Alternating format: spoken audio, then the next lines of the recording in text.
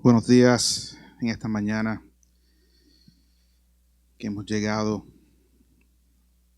a este lugar. Amén. Les invito a que abran sus Biblias a la primera carta de Juan, capítulo 5. Estaremos ahí en unos momentos. Como ya dijo el obispo, hoy comenzamos una nueva serie de mensajes para cada cuarto domingo de este año. Inicialmente había planeado y pensado empezar esta serie de mensajes el año pasado, pero después de reflexionar un poco, me sentí dirigido a hablar sobre un par de temas diferentes el año pasado. Pero cuando comenzamos este año, volví a los pensamientos e ideas que tenía hace más de un año atrás.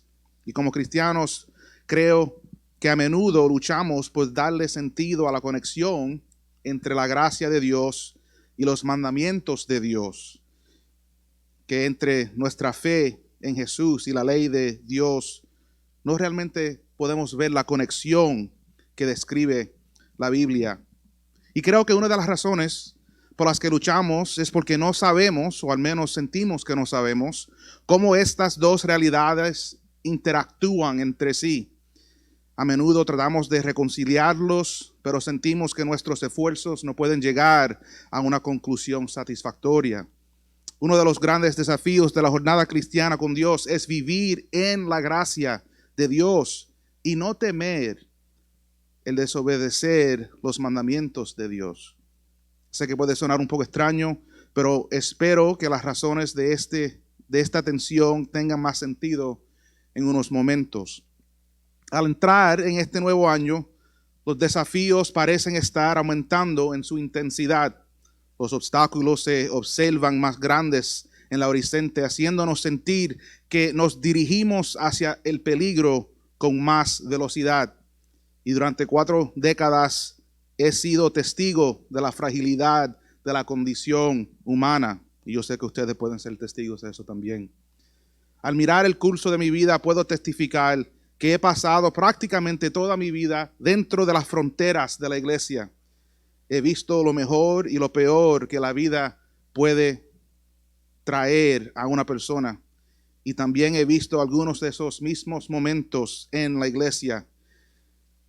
Y la oscuridad de un mundo quebrantado tiene una forma de colorear cómo vemos las maravillas del amor y la gracia de Dios. Si no estamos atentos, nuestra visión de la iglesia y de nuestro Dios se puede esconder detrás de la imagen que ahora está desfigurada, pero que Dios hizo bien en el principio.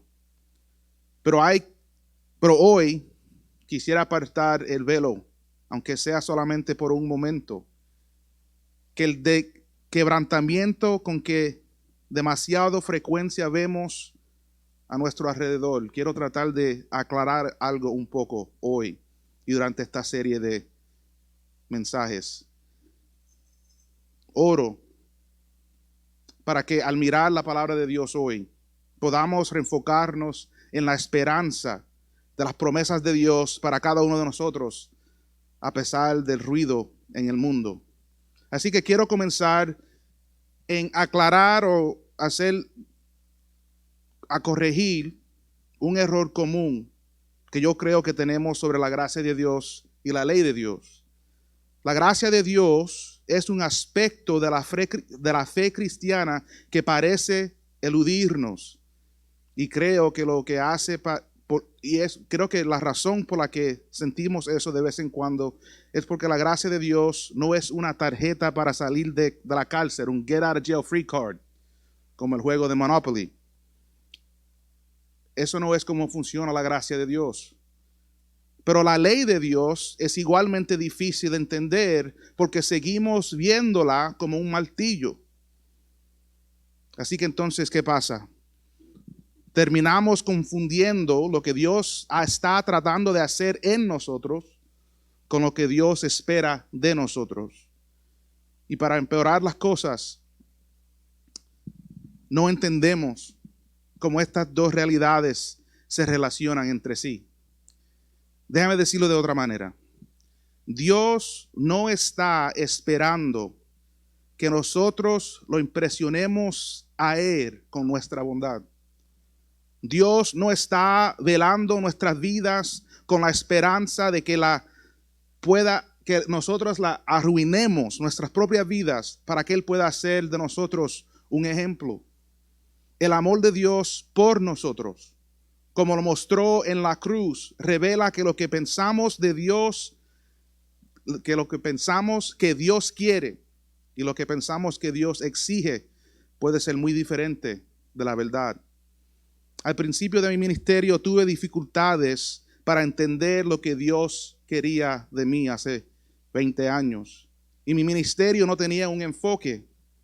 Y eso significaba que no tenía una dirección clara. Y durante ese periodo sentí que el Señor me guiaba a leer y reflexionar sobre la primera epístola del apóstol Juan. Y mientras leía y leía y leía ese breve libro, me sorprendió cómo Dios pudo unir una vida redimida y una vida de obediencia, gracia y ley. Un pasaje en particular se ha convertido en un recordatorio constante de la realidad en la que debemos vivir mientras vivimos en fiel obediencia a Dios. Así que ahí vamos a leer. Primera carta de Juan, capítulo 5, empezando en el versículo 1. Y dice así: todo aquel que cree que Cristo es el Cristo, que Jesús es el Cristo, es nacido de Dios. Y todo aquel que ama al Padre, ama al que ha nacido de Él. En esto sabemos que amamos a los hijos de Dios, cuando amamos a Dios y guardamos sus mandamientos. Porque este es el amor de Dios, que guardemos sus mandamientos. Y sus mandamientos no son difíciles. Porque todo lo que es nacido de Dios vence al mundo. Y esta es la victoria que ha vencido al mundo, nuestra fe. ¿Y quién es el que vence al mundo? Sino el que cree que Jesús es el Hijo de Dios. La palabra de Dios para nosotros en este día. Al considerar estas palabras del apóstol Juan, hoy quiero hablarles sobre el tema, el propósito de los mandamientos de Dios. Yo he titulado esta serie que empieza hoy, Los 10. Hoy será una introducción de esta serie por completo y será un poco más larga que los otros mensajes, así que les pido su paciencia. Lo que yo quiero hacer es poner nuestras mentes en una manera de pensar para que podamos tener una mejor visión para comprender hacia dónde vamos.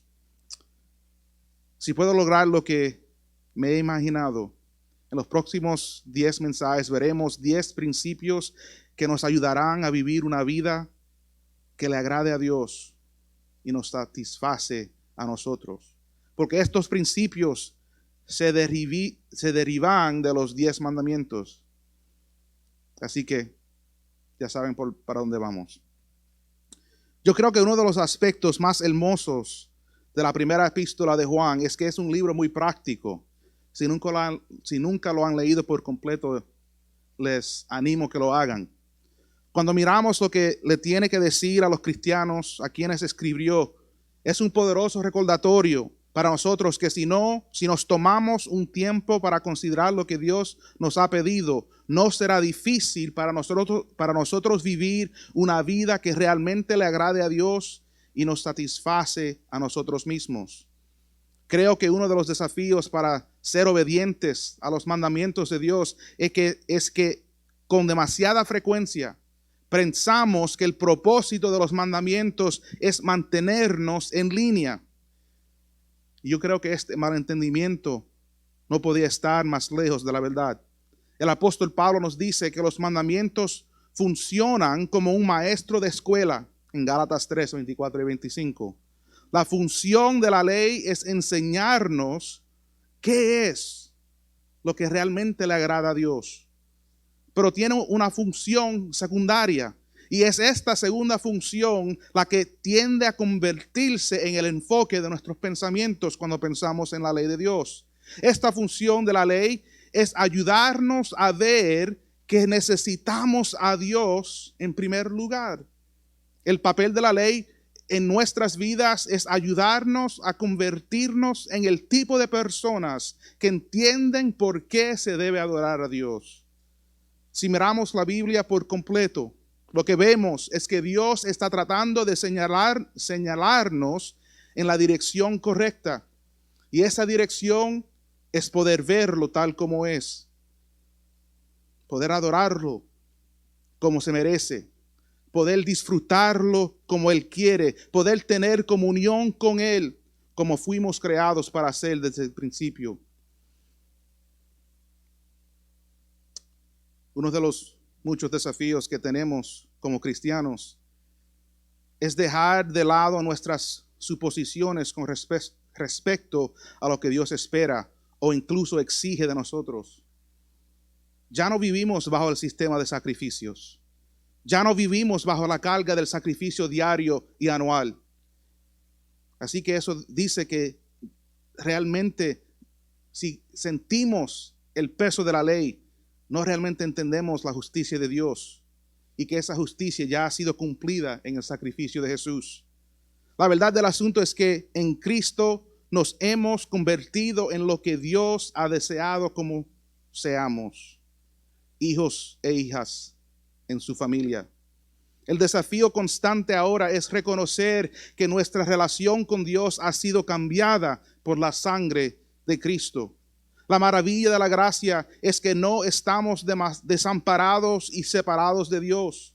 Hemos sido sanados por la gracia de Dios. Hemos renacido por el poder del Espíritu Santo. Hemos sido lavados tan blancos como la nieve por la sangre de Cristo derramada por nosotros en la cruz del Calvario.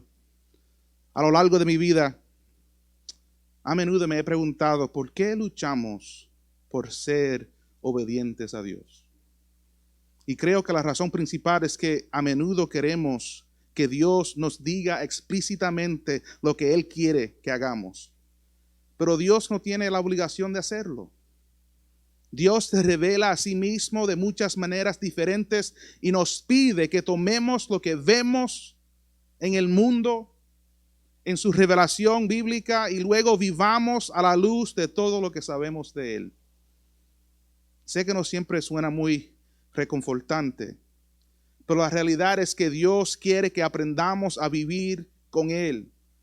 No solo a vivir para agradarle en el sentido de hacer lo que Él quiere que hagamos de forma mecánica, pero que realmente vivamos con Él en relación de amor.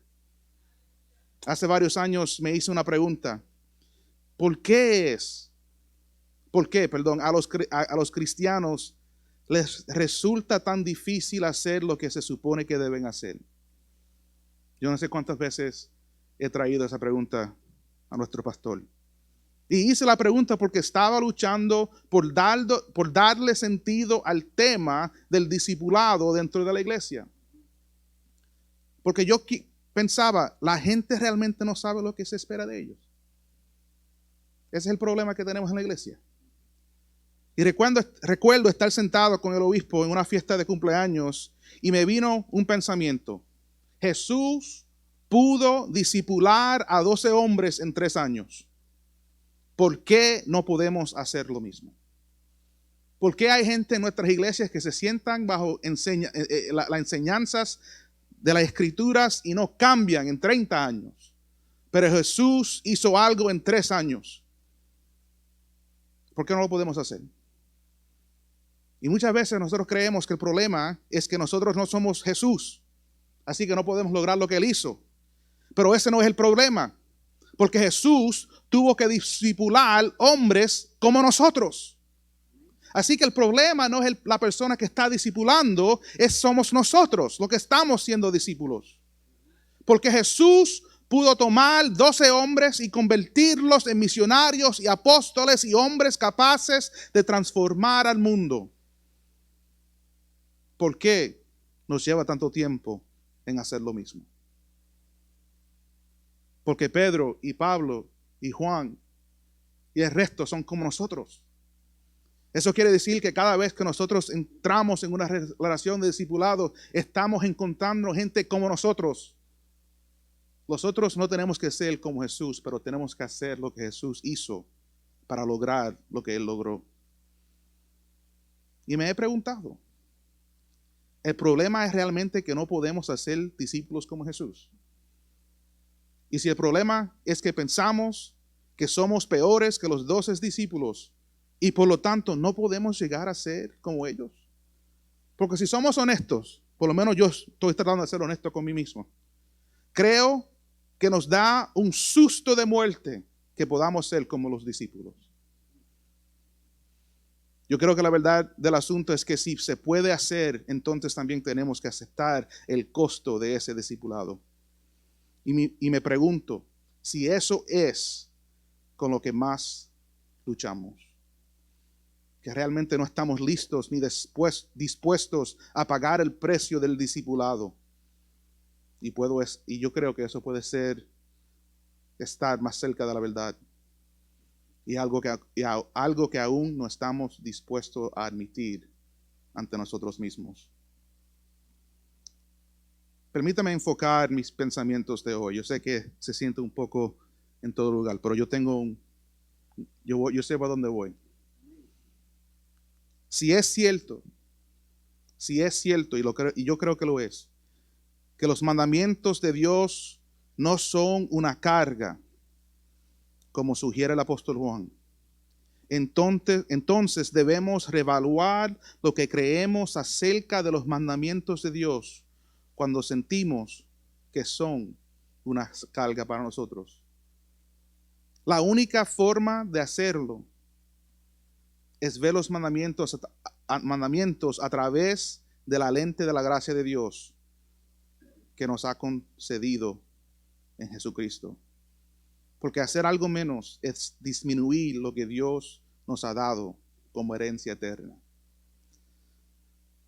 Lo que espero mostrar en el tiempo que nos queda es cómo es que los mandamientos de Dios nos preparan para vivir en comunión unos con nosotros y cómo demostramos la fe que tenemos en Dios y el amor que tenemos por Dios en nuestro diario vivir.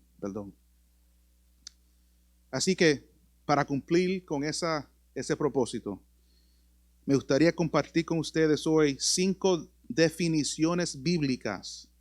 5 definiciones bíblicas que informan a nuestra relación con Dios y los demás, como se describen en nuestro texto de hoy. 5 definiciones bíblicas. La primera definición bíblica que da forma a nuestra relación con Dios y los demás es que nuestra fe en Cristo revela la obra de Dios en nosotros. Nuestra fe en Cristo revela la obra de Dios en nosotros. ¿A dónde veo eso? Versículo 1, la primera parte. Todo aquel que cree en Jesús, que Jesús es el Cristo, es nacido de Dios. Miren cómo Juan define la relación entre la fe en Cristo y nuestra redención. Todo aquel que cree en Jesús, que cree Jesús es el Cristo, es nacido de Dios. Hay una naturaleza definida en lo que Juan dice acerca de nuestra relación con Dios. El creer en Jesús significa nacido de Dios. Miren bien, el creer que Jesús es el Cristo, el Cordero de nuestra salvación, de nuestra redención, es decir que nosotros somos nacidos de Dios. La realidad de nuestra fe es que cuando ponemos nuestra confianza en Jesús, Dios ha hecho algo en nosotros. Él nos ha hecho algo que cambia quiénes somos. Ya no somos quienes solíamos ser. Lo que quiero decirle es que hemos sido transformados por el poder del Evangelio y la obra del Espíritu Santo. Para todos los que han confiado en Jesucristo, esto revela la obra de Dios en nosotros. Esta es una de las principales razones de nuestra confianza en la salvación. No es una confianza que tengamos en nuestra capacidad para permanecer salvos. Es una confianza en la capacidad de Dios para hacernos salvos. El oír y creer el Evangelio dice que nosotros realmente creemos que Dios puede cambiar nuestro destino. El milagro de la redención ha llegado a nuestras vidas. El milagro de la salvación está obrando dentro de nosotros por el poder de Dios. La realidad de nuestras vidas ahora en este lado de la cruz es que lo que íbamos a hacer sin Dios ya no es lo que seremos en Dios. Esta es la majestad del poder del Evangelio dentro de nosotros. Nos cambia y nos encamina hacia la gloria. La primera definición que debemos aceptar si queremos entender correctamente nuestra relación con Dios y con nuestro prójimo es reconocer que nuestra fe en Jesús es el punto de partida para una vida que refleja el amor de Dios. Dios está obrando en nosotros. La segunda definición bíblica que da forma a nuestra relación con Dios y a los demás es que el amor del Padre exige que amemos a los que ha redimido. El amor del Padre exige que amemos a los que Él ha redimido. Míralo como lo dice Él. Todo aquel que ama al Padre, ama al que ha nacido de Él. Puede que no nos guste las implicaciones, pero no se puede evitar. Decir que amamos a Dios y luego dar la espalda a los que nos rodean es una negación absoluta de lo que significa amar a Dios. El apóstol Juan dice explícitamente que si afirmamos tener el amor de Dios, el amor por Dios, entonces debemos amar a los que han nacido de Dios. No importa cómo se vean, no importa de dónde vengan, no importa si estamos de acuerdo con ellos en todo, no importa si no estamos de acuerdo con ellos en todo. Si son hijos e hijas de Dios, entonces debemos amarlos.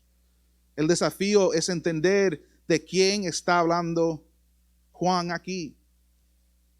Yo no sé cuántas veces yo me siento en la oficina del pastor y hablamos y decimos que la iglesia está tratando de aplicar la Biblia que le pertenece a la iglesia al mundo. Los principios que se encuentran en la Biblia son principios para la iglesia, no para el mundo. Y una de las cosas en que nos equivocamos cuando leemos la Biblia es pensar que sus preceptos están dirigidos a todo ser humano que vive. Ese no es el caso. La realidad es que todos aquellos que están fuera de una relación con Dios no están bajo las mismas restricciones o las mismas demandas que aquellos de nosotros que hemos afirmado tener fe en Cristo. Si yo confieso fe en Jesús, cada palabra de Dios se aplica a mi vida. Pero si una persona no hace esa confesión, el estándar no es para ellos. El apóstol Juan le escribe a la iglesia.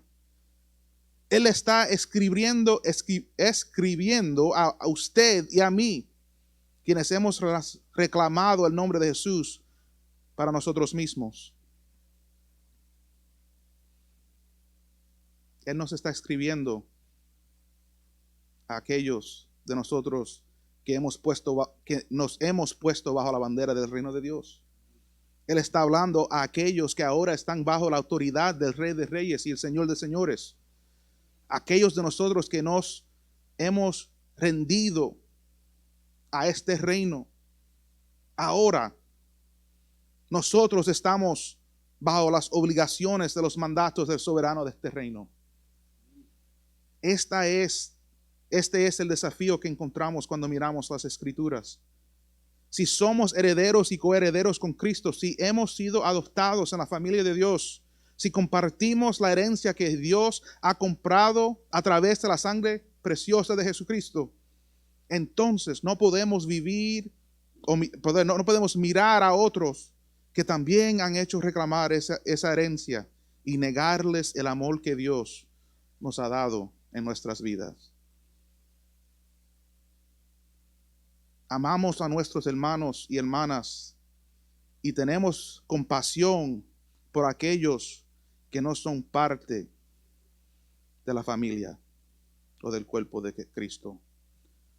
Ambos son actos de amor, pero sus propósitos y funciones son diferentes. Yo le extiendo amor a mi familia y compasión a los de afuera, pero lo tenemos al revés en la iglesia. Queremos extenderle compasión a nuestros hermanos de fe y amor al mundo que nos odia. Y entonces, ¿qué pensamos? ¿Por qué todo está al revés? Si hay algo que el mundo necesita escuchar en este momento es esto: como iglesia estaremos junto a aquellos con quienes Cristo murió. Iremos al mundo y compartiremos con ellos la oportunidad de llegar a ser como nosotros, a convertirse en hijos de Dios. Le extenderemos una invitación para que disfruten de los beneficios de una relación con Dios, para apoyarlos en los buenos y malos momentos de sus vidas, reconocer que existe la esperanza de que pueden sobrevivir a las realidades de la oscuridad de nuestros días. Pero no hay lugar en la iglesia para los prejuicios basados en atributos externos. Esto no está sujeto a negociación. Debemos rechazar este paradigma de pensamiento y debemos rechazar independientemente de la dirección en que venga. Si se parecen a mí o no, no debemos ceder terreno a nada ni a nadie que nos separe de los que Jesús redimió con su preciosa sangre. La primera definición revela que hemos sido transformados y cambiados por el amor de Dios. Pero la segunda definición destaca el hecho de que estamos bajo una nueva obligación como miembros de esta nueva familia y como ciudadanos de este nuevo reino. Número 3. La tercera definición bíblica que da forma a nuestra relación con Dios y los demás es que amar a Dios se define como la obediencia a sus mandamientos. El amar a Dios se define como la obediencia a sus mandamientos. Miren el versículo 3. Porque este es el amor de Dios, que guardemos sus mandamientos. Confieso honestamente y sinceramente que me tomó mucho tiempo dar sentido a lo que dice Juan en el versículo 3 de este capítulo. La realidad que Juan nos define aquí es que hay una relación sinónima cuando hablamos de amar a Dios y obedecer sus mandamientos. Esto a menudo se pasa por alto por temor a ser llamados legalistas o caer en la trampa del pensamiento legalista. Pero la verdad del asunto es que nuestra obediencia a lo que Dios nos ha llamado a hacer es una de las mayores evidencias de lo que creemos acerca de Él. El encuadre de los pensamientos de Juan aquí en el versículo 3 es bastante notable. A menudo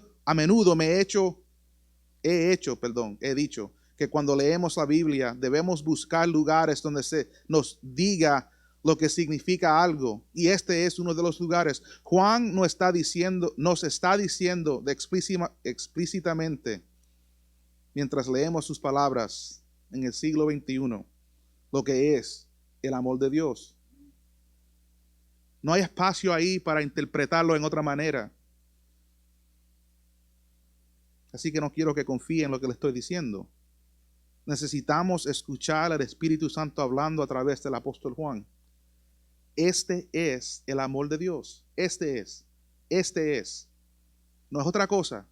Este es el amor de Dios, que guardemos sus mandamientos. Sé que puede ser difícil darle sentido a eso en este momento, pero espero que esta serie de mensajes aclare lo que realmente significa esta idea. Una de las razones para llamar definiciones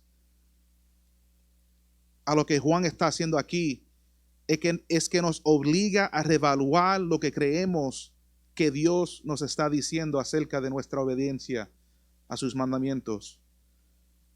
Si Juan está en lo cierto, y creo que debemos asumir que lo está porque está escribiendo bajo la inspiración del Espíritu Santo, entonces debemos aceptar lo que significa que nuestro amor de Dios, por Dios, se define en nuestra obediencia a sus mandamientos. Puede que no nos guste necesariamente lo que eso implica, pero no debemos huir de ello.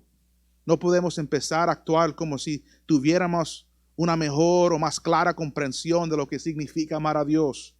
Los actos de misericordia no necesariamente significan que amamos a Dios más. El servir a los que tienen necesidad no significa necesariamente que comprendemos lo que Dios nos ha llamado a hacer en su nombre. Y como le dije anteriormente, me tomó mucho tiempo asimilar el hecho de que la forma en que Dios reconoce nuestro amor por Él se encuentra cuando nosotros realmente obedecemos lo que Él nos ha dado de hacer. Y esto puede hacernos sentir muy incómodos. Y de hecho espero que nos haga sentir incómodos.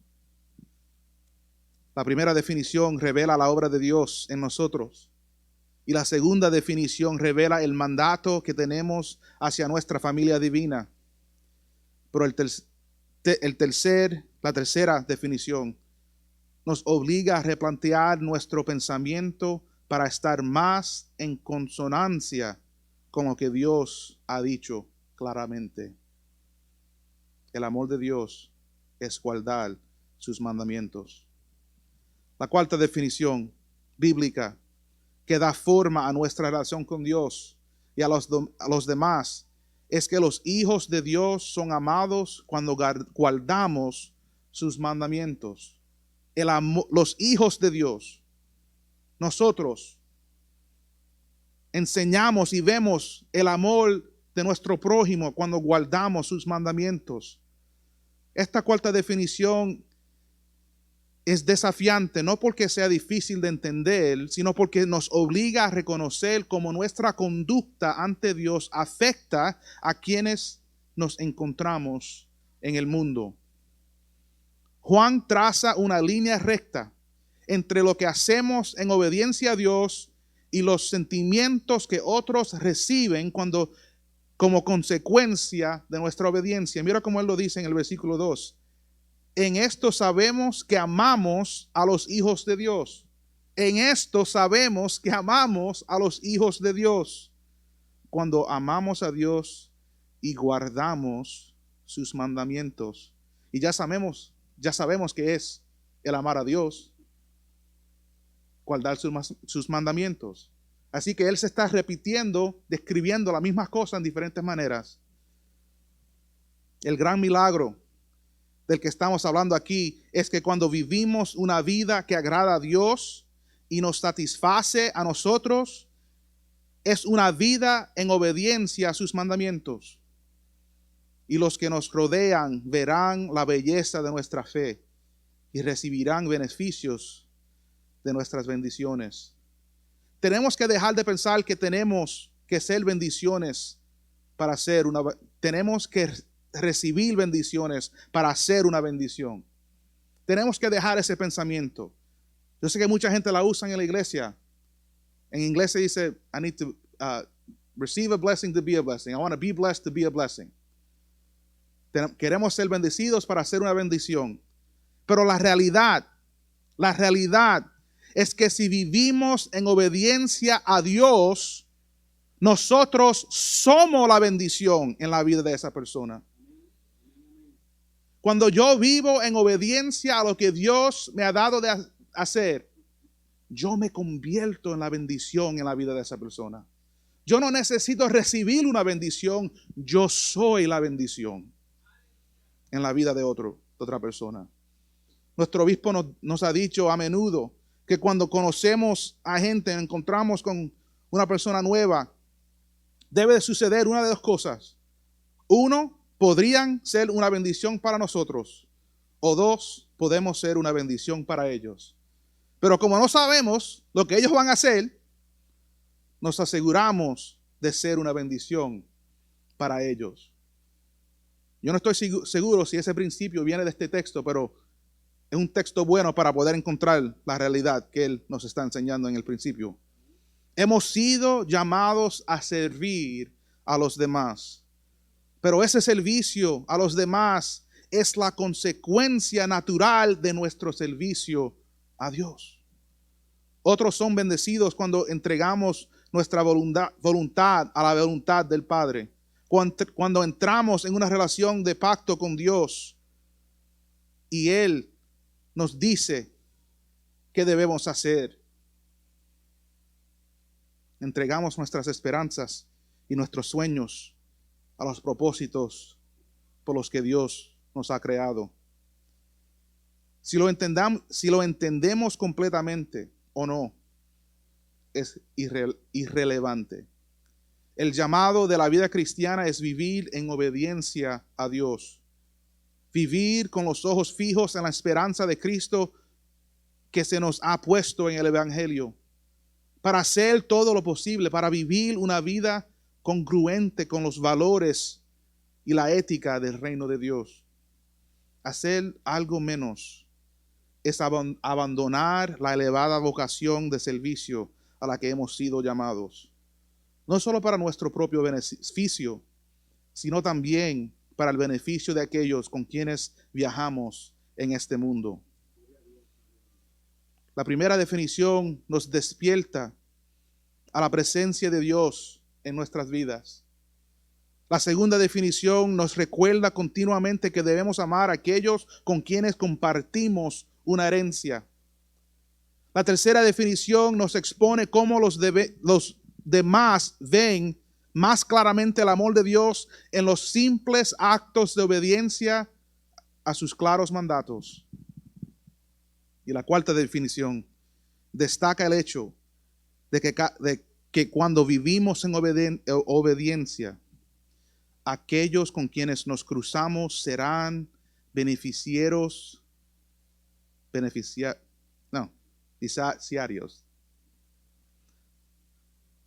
Mucho español hoy, mucho español.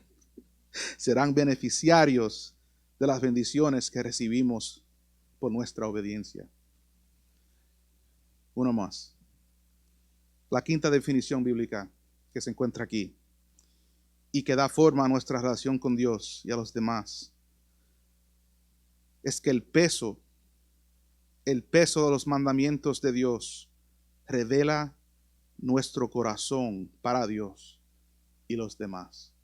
La carga, el peso de los mandamientos revela nuestro corazón para Dios. Mira lo que él dice en el verso 3. Porque este es el amor de Dios, que guardemos sus mandamientos, y sus mandamientos no son difíciles. Yo quiero confesar que en muchos días eso no se siente como la verdad.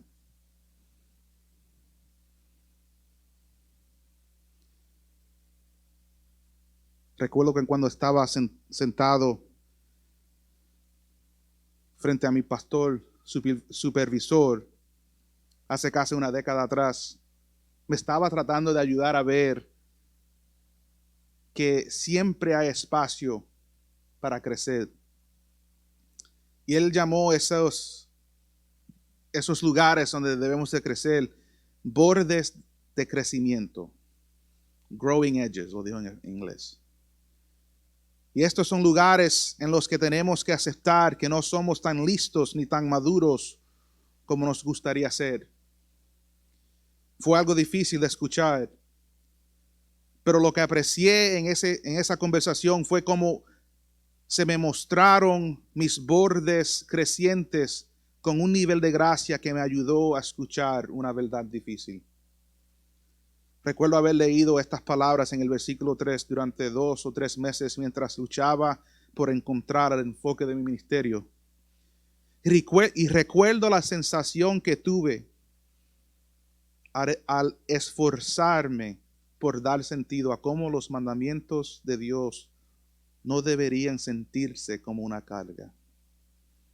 ¿Cómo es que Juan pudo decir que los mandamientos de Dios no son difíciles? Y cuanto más pensaba en ello, menos sentido tenía. Pero hoy puedo decirles y espero darles una ventaja sobre donde yo estaba hace casi 20 años atrás.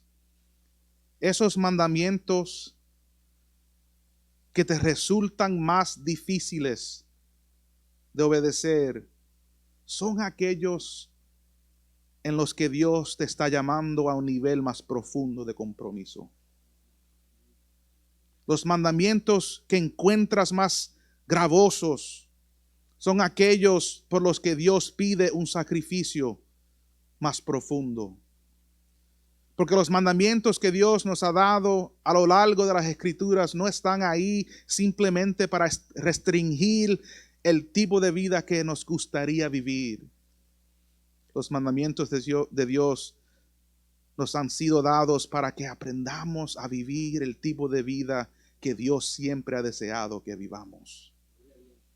Si deseamos ver la plenitud de la gracia de Dios en nuestras vidas, si deseamos experimentar la amplitud de la gloria de Dios en nuestras vidas, si deseamos disfrutar de las abundantes misericordias de la gracia de Dios en nuestras vidas, debemos dejar de patear los mandamientos de Dios que Dios nos ha dado.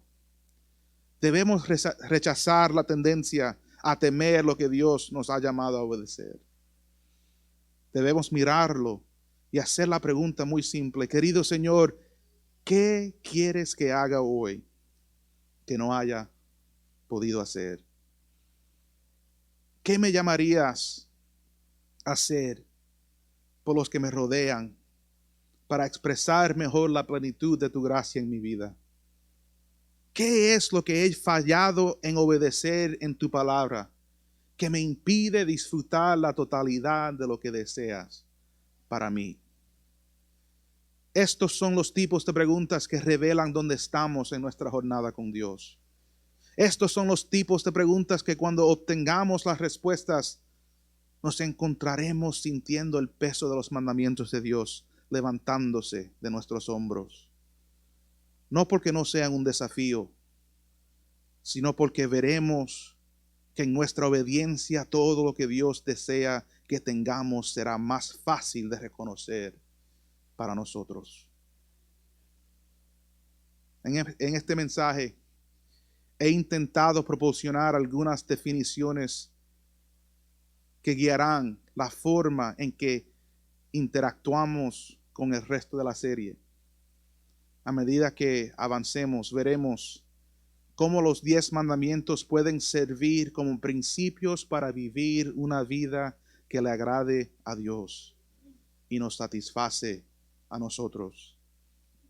Mi oración es que reconozcamos que estos mandamientos ahora, para nosotros que estamos en Cristo, no cargan con el peso que nos aplastaría o nos impediría vivir en una relación feliz con nuestro Padre Celestial. Oro para que al reflexionar sobre estas definiciones, veamos que todo lo que Dios ha preparado para nosotros es verdaderamente una bendición, incluso aquellas cosas que a primera vista parecerían una carga. Oremos. Señor, te damos gracias porque tú nos has dado lugares en tus escrituras, en tu palabra, Señor, que podemos ir y ver lo que tú quieres de nosotros. Señor, te pedimos que estas definiciones que hemos visto esta mañana pueden ser el primer paso para realmente encontrar una felicidad. Podamos realmente entender los propósitos que tú tienes para nosotros, que has tenido desde el principio para nosotros. Pero hay que haber un cambio. Hay que ver un cambio ahora que nosotros vivimos bajo la gracia de tu Hijo Jesús. No tenemos que temer lo que tú empezaste a hacer en las primeras partes de tu relación con la humanidad. Ayúdanos, Señor, a vivir realmente vidas que te agraden a ti y traiga satisfacción para nosotros. Aleluya. En el nombre de Jesús. Amén.